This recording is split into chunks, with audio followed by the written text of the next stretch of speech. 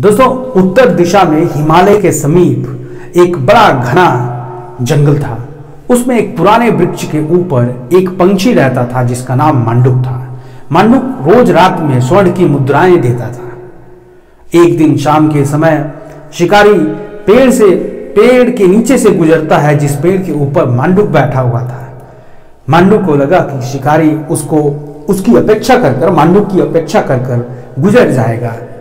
तभी मांडुक ने स्वर्ण की मुद्राएं दे दी। स्वर्ण की मुद्राएं जैसे ही शिकारी के सामने गिरी, वो प्रसन्न होकर स्वर्ण मुद्राओं को उठा लिया और ऊपर देखने लगा। उसकी निगाह तुरंत मांडुक पे पड़ी और उसने मांडुक को पकड़ लिया और अपने साथ घर लेकर चला गया।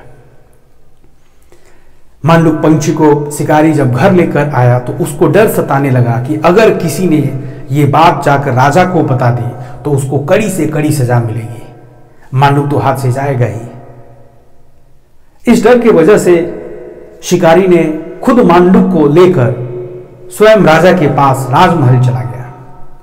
राज दरबार में सबके सामने शिकारी ने बताया कि ये मांडुक रोज रात को स्वर्ण की मुद्राएं देता है और इसलिए हे महाराज, मैं इसको राजकोष में देना चाहता हूं, आपको समर्पित करना चाहता हूं।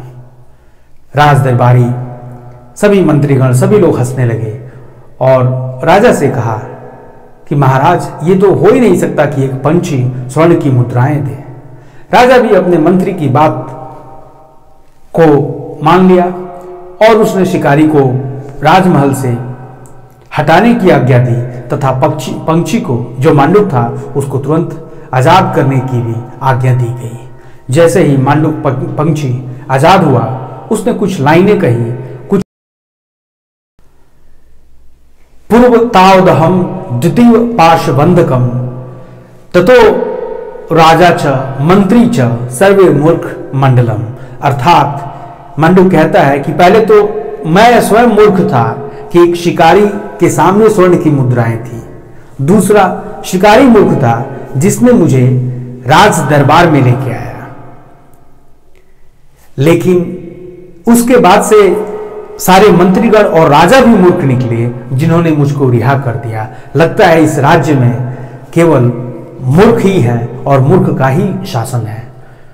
दोस्तों, इस कहानी से हमें सीख मिलती है कि कई बार अगर हम कोई काम करने की चेष्टा कर रहे हो या करना चाहते हो, या कई बार आपके पास कुछ ऐसा सुझाव हो सकता है जिसे आप अगर 2-4 लोगों को भी बताएंगे तो शायद वो लोग आपकी बात को समझ ना सके।